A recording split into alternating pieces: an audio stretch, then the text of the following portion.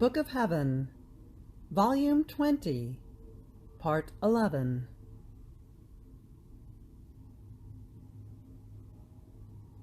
November 29th, 1926. How the Supreme Will, from Queen, acts as servant of the human will, because they do not let it reign.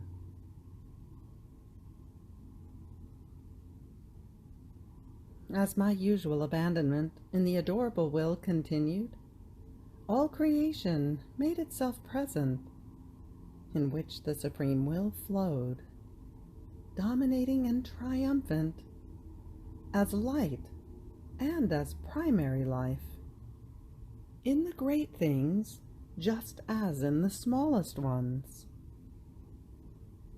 What enchantment! What order! What rare beauty! What harmony among them! Because one is the will that dominates them, and flowing in them, binds them in such a way that one cannot be without the other.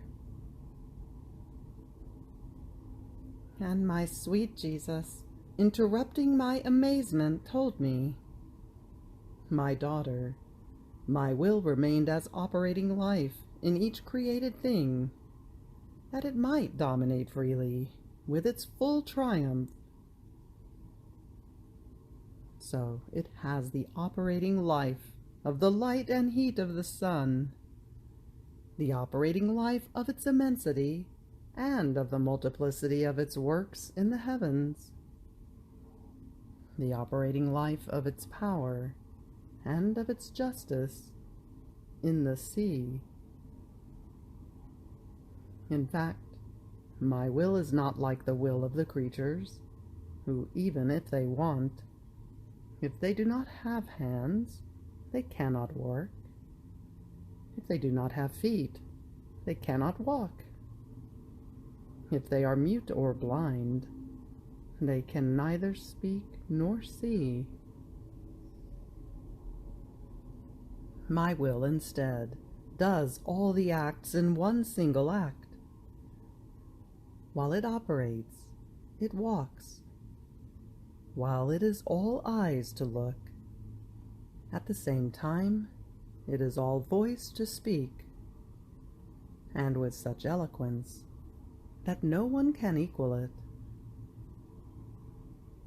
It speaks in the roaring of the thunder, in the bolt of lightning, in the whistling of the wind, in the tumultuous waves of the sea, in the little bird that sings. It speaks everywhere, so that everyone may hear its voice, now strong, now sweet, now thundering. Will of mine, how admirable you are! Who can say he has loved the creatures as you have? My very humanity, oh, how it remains behind you! I remain eclipsed in you, and you remain in your operating, that has no beginning, nor does it ever end. You are always at your place, giving life to all created things, in order to bring your life to creatures. Oh, if all knew what it does for them, how much it loves all, how its vital breath gives life to all. Oh, how they would love it, and all would remain there, pressed around my eternal Fiat, to receive the life it wants to give them.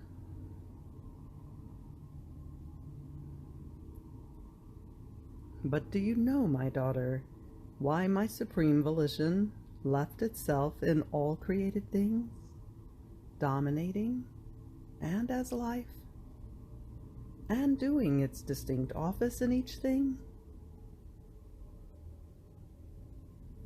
Because it was to serve itself, its own will, that was to have life and dominion in the creature, for whom it had created all things. It acted like a king, who, wanting to form a residence for himself, in which to reign and have his dwelling, forms in it many rooms. He puts many lights, so that darkness may not reign in it. He puts little fountains of most fresh waters. For his amusement, he puts music. He has his residence surrounded by delightful gardens. In some, he puts everything that can render him happy, and that is worthy of his royalty. Now, as king, he must have his servants, his ministers, his soldiers. And what happens? These deny the king. And so, instead of the king being the one who dominates, the servants, the ministers, the soldiers dominate. What would not be the sorrow of this king in seeing that his works do not serve him, but with injustice they serve his servants, and he himself is forced to act as the servant of his servants, because when a service, a work, serves oneself, one cannot be called servant. Now, my will was to serve itself in the creatures, and therefore it left itself as more than noble queen in all created things, so that nothing might be lacking to its royalty of queen in the creature. There could be no one else who would be able to serve my will worthily, other than my will itself, nor would it have adapted itself to being served by servants, because no one would have had its noble and divine manners in order to serve it. Now, listen to the great sorrow of my supreme will. It is right that you, who are its daughter, know the sorrows of your mother, of your queen, and of she who is your life. There is a footnote here indicating that the word she means the divine will.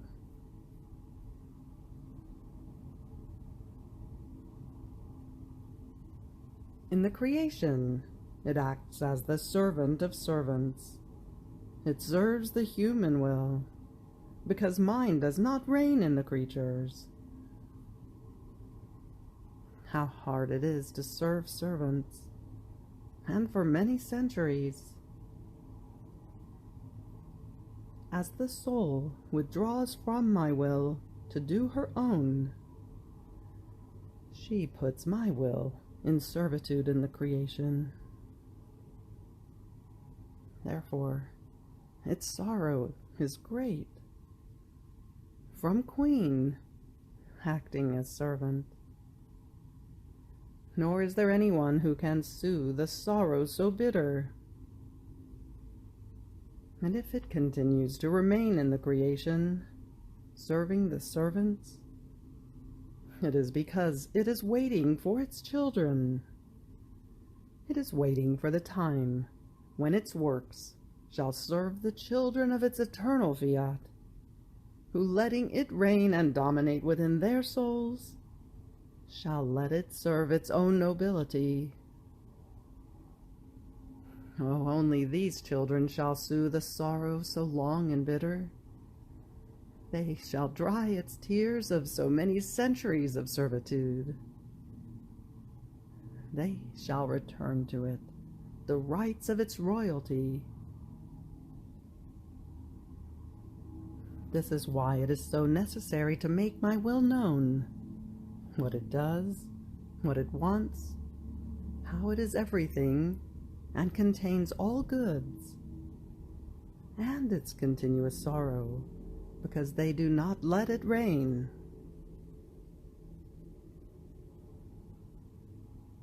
After this, my mind remained so compenetrated by the sorrow of the Supreme Will that, as the whole creation kept standing before my mind, to my highest sorrow, I could see this noble queen, veiled in each created thing, serving all creatures.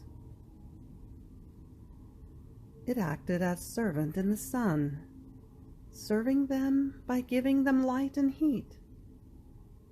It acted as servant in the water, by offering it to their lips to quench their thirst. It acted as servant in the sea, to offer them the fish.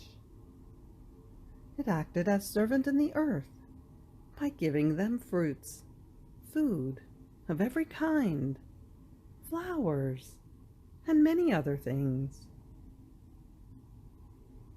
In some, I could see it in all things, veiled with sadness, because it was not decorous for it to serve the creatures.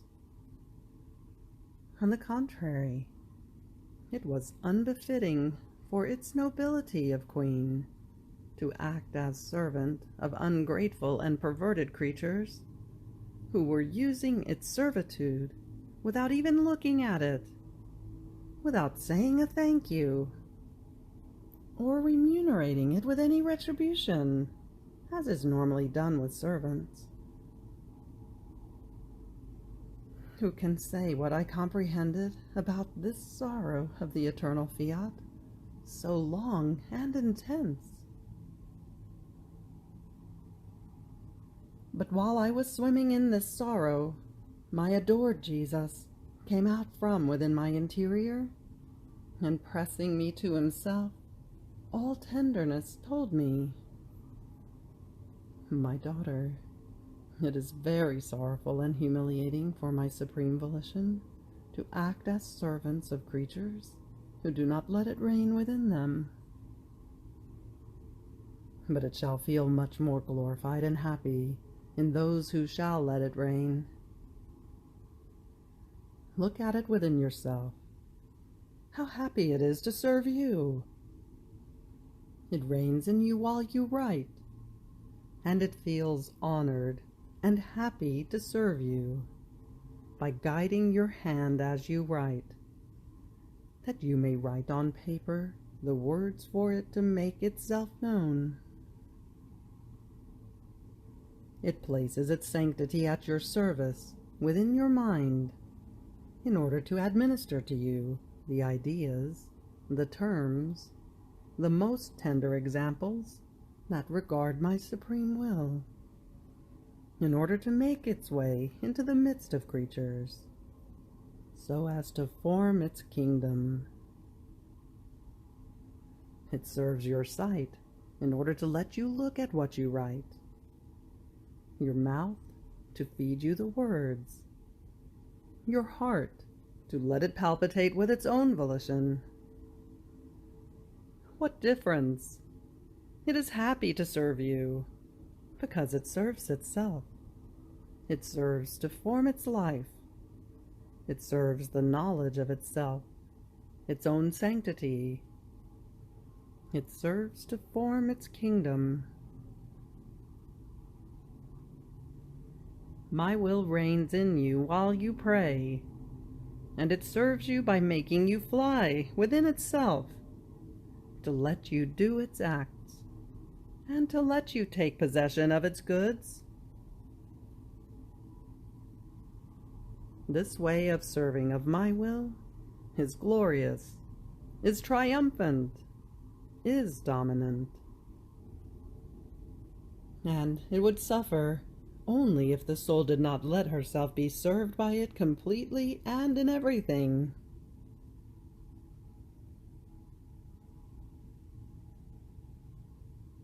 December 3rd, 1926. How the divine will eclipses the humanity of Jesus within the soul. How the human will puts distance between God and the soul. How we are rays of light that came out from God. how the imprisonment of Jesus is symbol of the prison of the human will. Continuing in my usual abandonment, in my adorable supreme Fiat, I anxiously longed for my highest good, Jesus.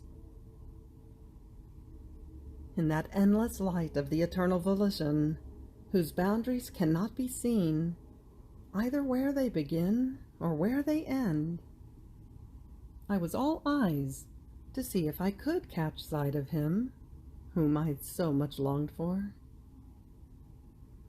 And Jesus, to calm my restlessness, came out from within my interior, and on seeing him I said to him, "My love, how you make me struggle and sigh for your return. You are really waiting for the moment when I can take no more. How clearly it shows that you no longer love me as before. Yet, you told me that you would love me more and more, and that you would never be without me. And now you leave me, maybe even for one entire day, prey to pain and under the press of your privation, abandoned and all alone." And Jesus, interrupting my speaking, said to me, "My daughter, courage, do not lose heart. I do not leave you. And this is so true, that it is always from within your interior that I come out to spend time with you. And if you do not always see me, I do this to give you the field, in order to follow that single act of my will that contains all acts together.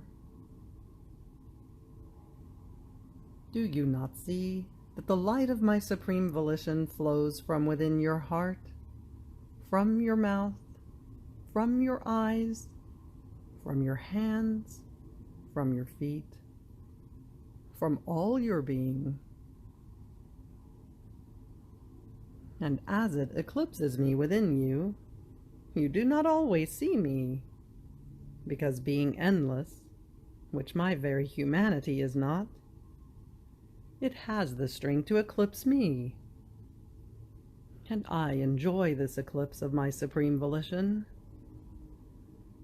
And from within you, I see your flight, your acts in the divine Fiat. If I made myself seen always, in order to spend time with me and to enjoy my sweet and lovable presence, you would occupy yourself with my humanity. You would pour out your love with me, and I with you.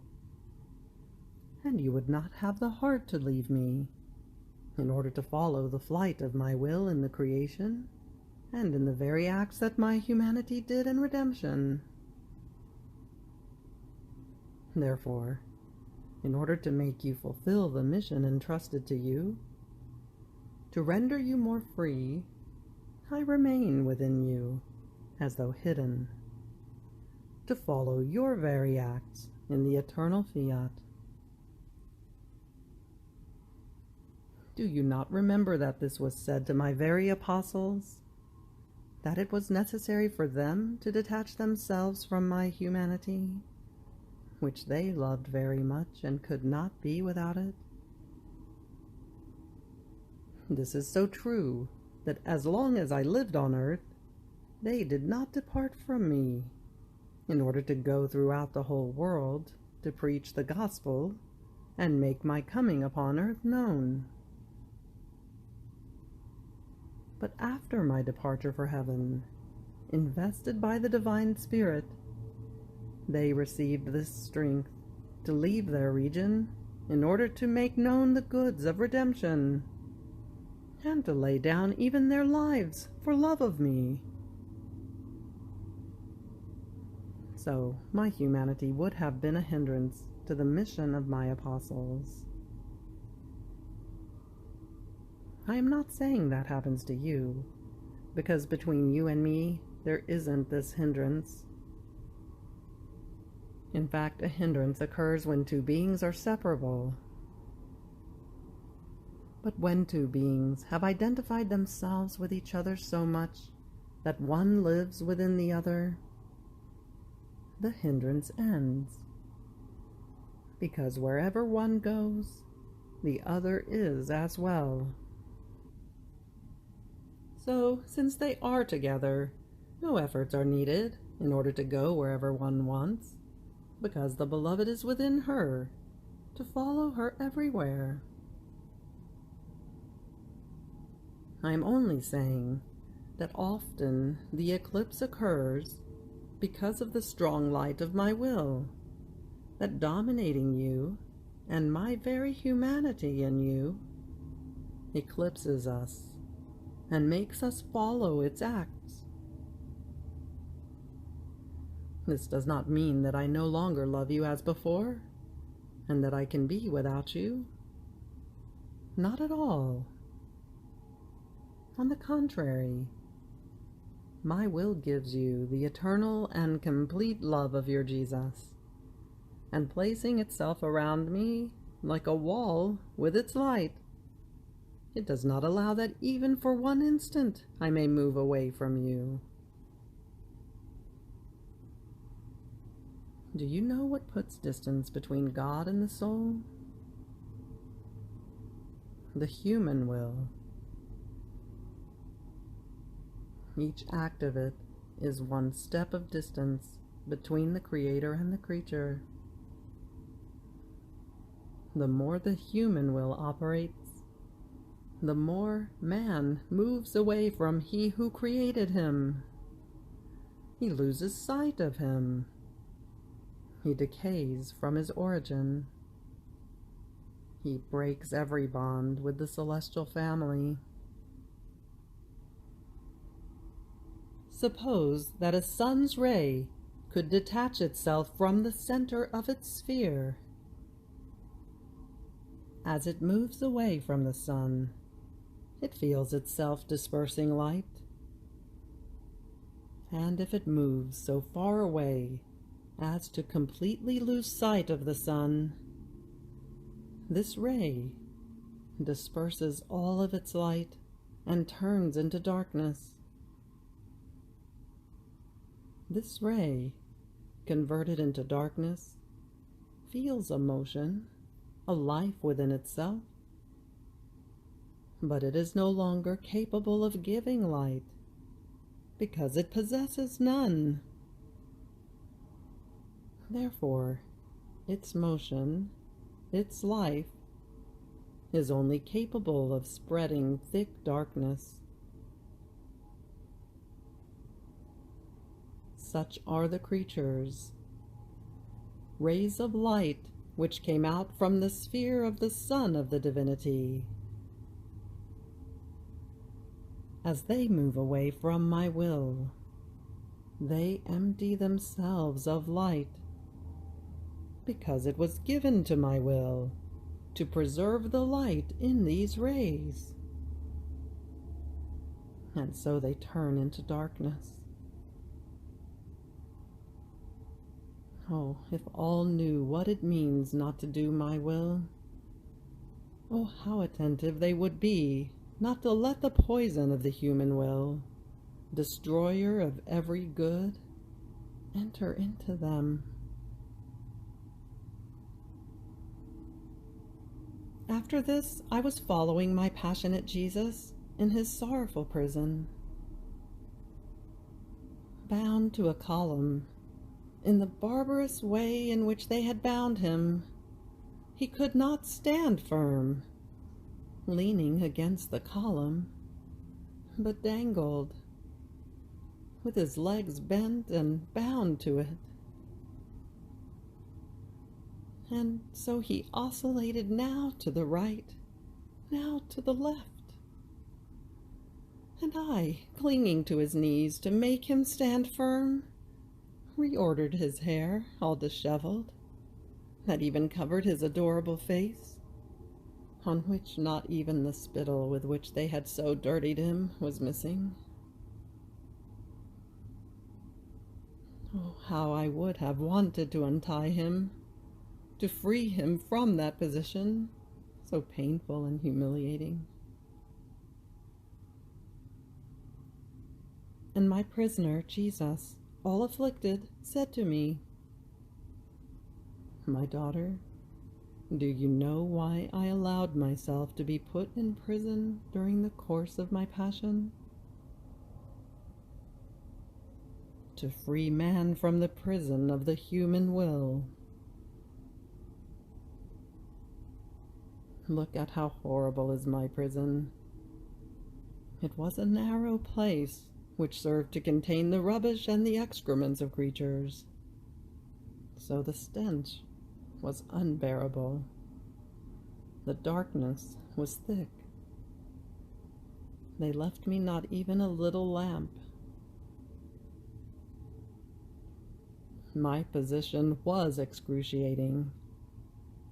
Dirtied with spit, my hair disheveled, suffering in all of my members, bound, not even erect, but bent.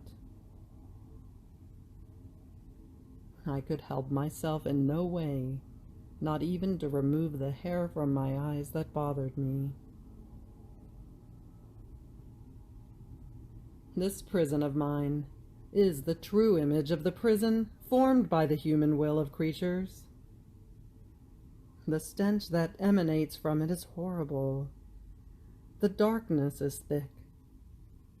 Many times, not even the little lamp of reason is left to them. They are always restless, deranged, dirtied with most wretched passions. Oh, how much should this prison of the human will be wept over! How vividly I felt in this prison the evil it had done to creatures. My sorrow was so great that I shed bitter tears, and I prayed my celestial Father to free the creatures from this prison, so ignominious and painful. You too, pray together with me, that creatures may release themselves from their will.